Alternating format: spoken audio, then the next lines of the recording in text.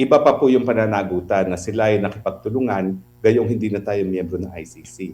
Pero sa ICC bilang institusyon, ang katunayan ay nagamit sila bilang instrumento, bilang isang, hindi lang instrumento, sandata ng isang politiko laban sa kalaban sa politika.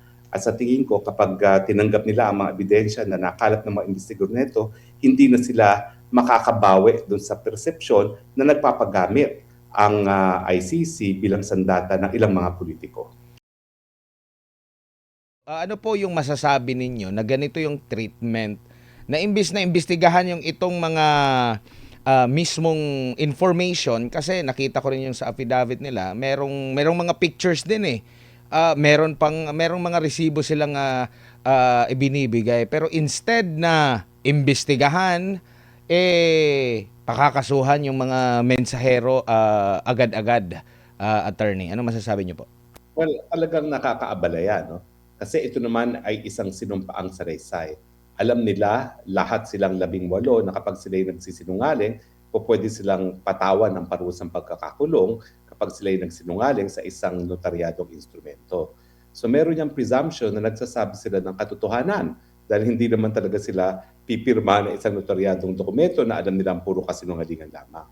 Ang dapat gawin dyan, dahil merong krimen na di umano rinireport ang 18 tao na hindi naman ordinaryong mga mga tao yan na inalay ang buhay para sa bayan dahil sila kasapi ng hukbong sandatahan, dapat imbestigahan kung totoo yung mga nakasaad sa kanilang affidavit. Sa dami naman ng mga larawan, sa dami naman ng mga sasakyan na sinabi nilang pinaglagyan ng mga pera, yung mga basura na tinatawag natin, yung mga serial number ng helicopter, kung saan nila at saka ng eroplano, kung saan nila sinakay ang mga basura, pahatid ng paway, lahat naman po yan pwedeng ma-verify. So nakakaabala po na dinismiss kaagad ng tagapagsalita ng presidente, pinakamataas na opisyalis ng ating bayan, na kasinungalingan ang sinasabi nitong mga 18 mga sundalo natin, samantalang dapat talaga tignan kung totoo yan. At kung totoo yan, parusahan. Ang katunayan, dahil sinasabi ng mga sundalo nag-deliver sila ng pera doon mismo kay Marcos Jr., kaya ngayon, sila ngayon ang tinatakot ang pagkakakulong. Attorney, naalala ko yung issue naman kay Gutesa. Humarap siya sa pagdinig sa Senado. Ang tinutukan naman doon is yung kanyang sinasabing peke yung notaryo niya. Hindi yung sinumpaan niya, hindi yung detalye. Parang ganito rin yata yung gusto nilang sabihin na fake news agad, hindi na yung mismong laman ng detalye. At nakita natin yung sa panahon ni Gutesa, hindi talaga umusad. Nakita ko nga yung sabi ni Anteclere, nandyan ang NBI, nandyan ang PNP.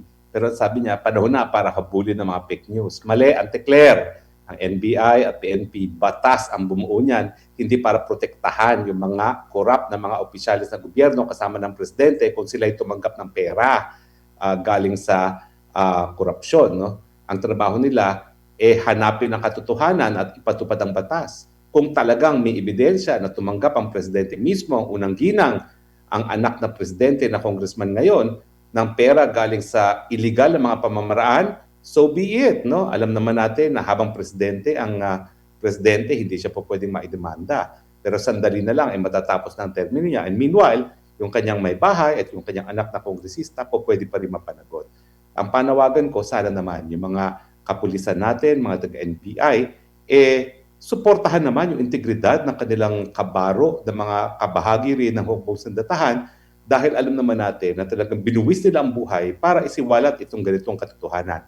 And yes, si Gutesa ngayon is absolutely vindicated kasi pinatutuhanan ng 18 sundalong ito ang katotohanan ng sinasabi ni Gutesa na ayaw paniwalaan ng Senate Blue Ribbon Committee. Opo. Kanina naman, nag-press con po si Senadora Amy Marcos at nag-release din siya ng statement no dito sa kanyang official Facebook page. Basahin ko lang po, attorney, no.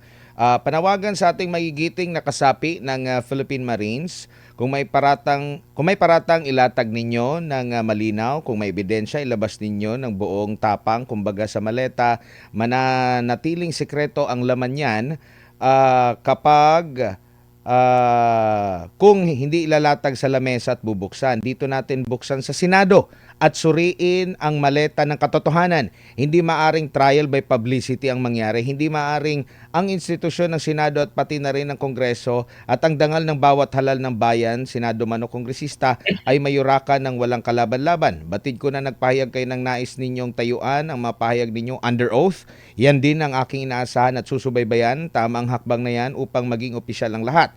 Pinoprotektahan ko ang Senado hindi dahil sa mga personalidad, hindi dahil kaibigan ko sila, kundi dahil ito ang tinig at tanggulan ng ating bansa. Kaya kung ang mismong tanggulan ng inaakusahan, marapat din na dito magharap-harapan na sa ilalim ng panunumpa, sa ilalim ng batas, sa harap ng taong bayan. Huwag tayong masiyan lang sa likod lamang ng isang press conference. Kung kayo tunay na naglilingkod sa katotohanan, magharapan tayo dito sa Senado at ang Senado ay hindi tatakbo, tatalikod, lalo na kung may mga nadawit na hindi dapat sa aking mga kasama na senador. Ito rin ang pagkakataon para linisin ang inyong mga pangalan at itindig ang dangal ng institusyon. In short, naghain po siya ng petisyon or resolusyon na imbestigahan sa Senado po itong pasabog ng mga dating sundalo po, attorney.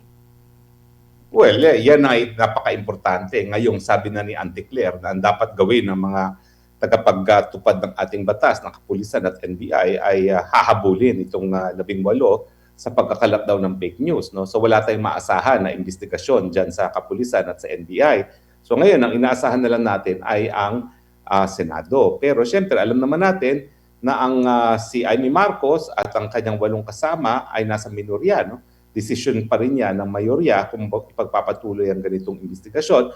At dahil talagang itong pangalawang pagkakataon na nadawit ang direkta ang pinakamataas na opisyalis ng ating bayan, si Marcos Jr., talagang I anticipate na gagawin nilang lahat ng mga taga-administrasyon para pigilin ang investigasyon dyan sa Senado, gaya ng napipigilan talaga nila ang honest to goodness investigasyon dyan sa flood control scam. Opo. At nakikita nyo po ba, pressure ito sa liderato din ng Senado. Kumbaga kung hindi nila papayagan, matatag sila na talagang pinagtatakpan ninyo. Kung papayagan naman sila, baka maipit din yung ilan doon kasi nabanggit din yung pangalan ni Senate President Tito Soto doon at ilan pang mga senador daw dinideny niya yung kanyang involvement, attorney. Well, ako, hindi ako masyadong mataas ang expectation ko sa Senado dahil nga sa ginawa ng mayorya sa investigasyon sa flood control scam, no? Na para bagang itinigil na nila nang iyan ay lumalapit na sa palasyo. No? Ni hindi nga nila pinansin yung siniwalat ni Zaldico na siya mismo nag-deliver ng 25% ng 100 billion na nanggaling dun sa 100 billion insertion na nanggaling mismo sa kay Presidente. No? So ako, hindi ako magtataka kung ito ay walang aksyon ng Senado, pero isipin din, na lalong-lalo na ni Senate President, na ang integridad ngayon ng Senado ang nakasalalay. No? Dahil nga doon sa paratang na ang Senate President mismo ay tumanggap ng 5 napakalaking bag na naglalaman ng 30 to 40 million each. No? So minimum 200 million ang di umano'y dineliver sa kanya, kinakailangan na masiwalat ang katotohanan. Dahil pag hindi, isipin ng tao, totoo talaga nangyari yan. At masisira ang imahe ng buong Senado as an institution, hindi lamang ang Senate President. Opo, dito naman tayo sa issue po ng ICC. Kasi may paratang din yung mga dating sundalo na nagsundo sila, mayroon silang pinalit sa dolyar dito para magastos daw. Nabanggit nga yung pangalan din ni dating Senador Sonny Trillanes. Sa patakaran po sa paghahain, pag-iimbestiga dyan po sa ICC, kapag napatunayan na ganito yung nangyari, mali po ba ito sa proseso? Considering matagal na rin tayo na tumiwalag at mayroon pang pronouncement na alala ko dati, attorney, sinabi ni yung first part pa ng administration ni Secretary Boying Rimulya, hindi pwede, aarestuhin ko yan.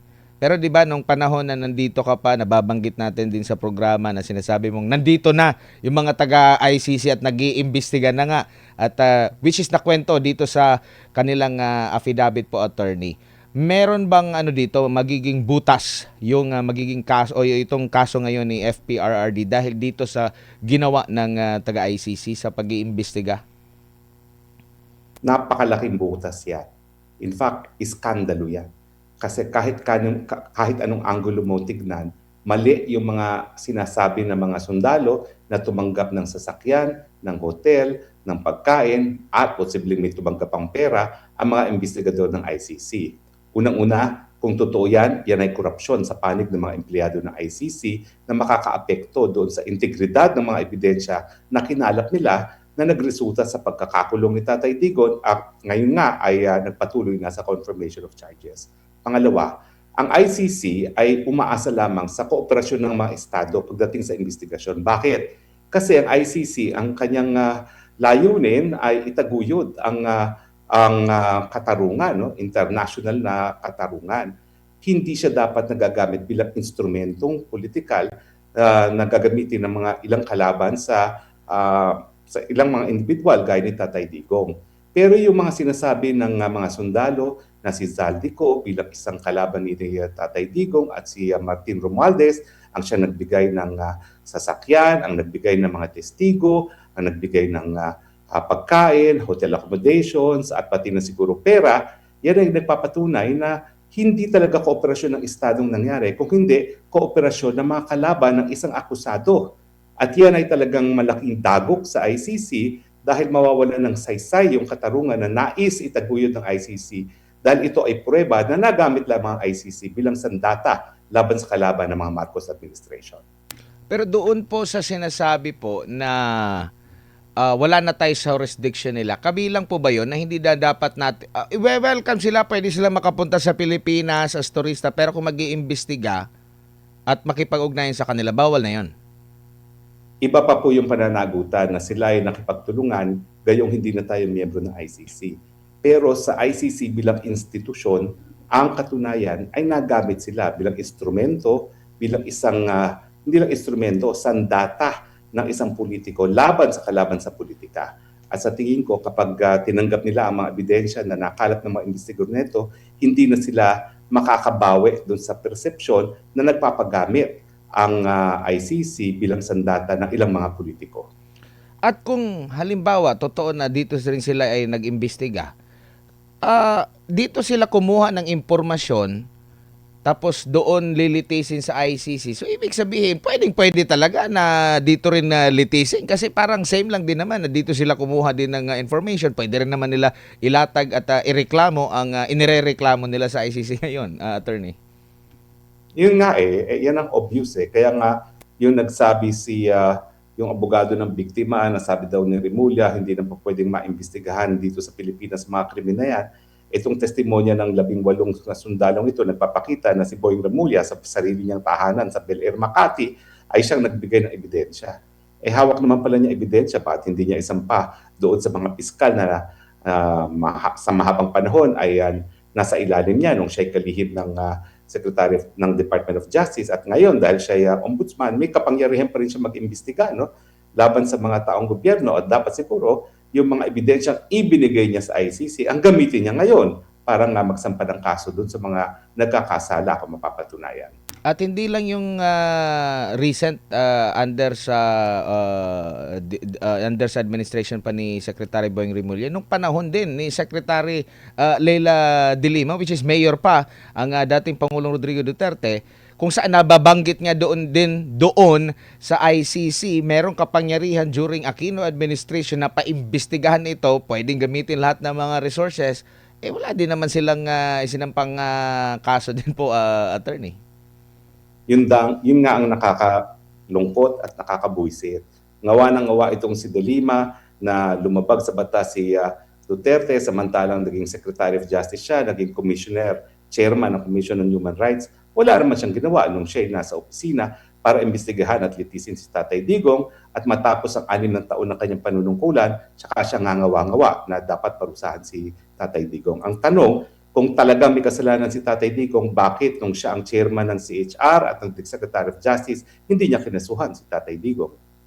Which is, sinagot niya yan nung tinanong siya ni Senator Jinggoy Estrada, nabanggit niya nga, wala pang sapat na ebidensya. So, hindi ibig sabihin, kumbaga, pag walang ebidensya, hindi pwedeng igiit na meron talagang kasalanan siya. Ganun ba yun na attorney, na porket walang ebidensya pero deep inside sa'yo, naniniwala ka na meron talagang kasalanan pero wala talagang ebidensya pero guilty ka. Pwede ba yun? Ganun bang kumilos yung ating batas? Alam mo, bilang naging chairman ng CHR at ng Secretary of Justice, meron siya kapangyarihan na hingin sa PNP na mag-imbestiga. At bilang Secretary of Justice, yung NBI nga, attached agency directly under the DOJ. Kasi para maging independyente ang mga investigasyon kapag ang mga lilitisin ay mga kapulisan din, dapat patas yung investigasyon na gagawin at ang magagawa niyan ay yung disinterested party, kaya nga binuong NBI. Pero sa kabila ng lahat ng resources na merong access si Leila de Lima as chairperson of CHR and the Secretary of Justice, ang conclusion niya, wala talagang ebidensya.